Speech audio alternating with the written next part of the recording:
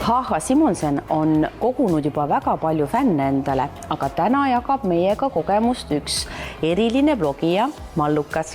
Mallu, sina oled nüüd mõnda aega H.H. Simonseni tooteid kasutanud ja oskad juba nende kohta tegelikult mõndagi rääkida. Jah, ma olen neid tooteid paar kuud kasutanud ja ma pean ütlema, et mina olen väga rahul, et mulle meeldib see lõhn, mulle meeldib, kuidas see mu juustele mõjub ja kuna ma ise olen pikenduste kandja, siis minu jaoks on väga oluline, et pikendusi ei rikuks, et mulle tundub, et need on ka kuidagi väga terved ja elujõulised nüüd.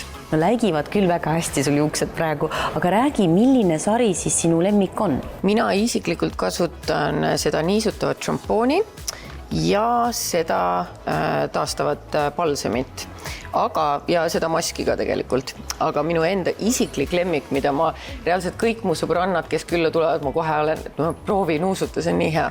See õli.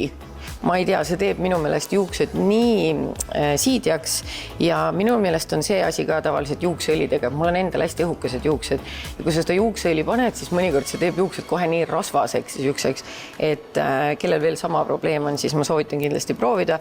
Ja mis mulle endale veel väga meeldib, on see tekstuurisprei.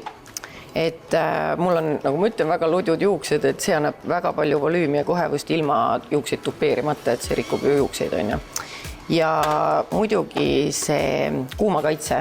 Lased peale ja kaitseb juukseid ja pikendusi. No sa rääkisid, et see juuksemask on üks su lemmik ka, aga kui tihti sa juustele maski teed, et kas seda võib siis teha, ma ei tea, iga pesu järgi või pigem kord nädalas?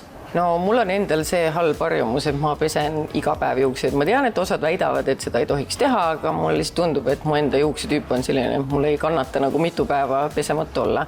Aga juuksemaski ma ikkagi iga kord ei pane, et mõnikord käid kiiruga duši all ära, et siis ei hakka panema, aga no kord nädalas kindlasti. Ja nüüd, kui ma reisimas käisin, et siis ma panin ka rohkem, et päike ikkagi kuivatab juukseid ja suve ajal Eestiski, et päike ei ole ainult nahale tegelikult ju halb, et tegelikult juustele ka, et siis ma arvan, et hakkab rohkem patti saama. Et ma olen täheldanud nende toodetega ka, et nad on nii tugeva konsistentsiga, et seda kulub väga vähe. Aga kuidas sina endale kosmeetikat soetad, et kas sa lähed poodi kohale ostma või sa pigem tellid e-poest?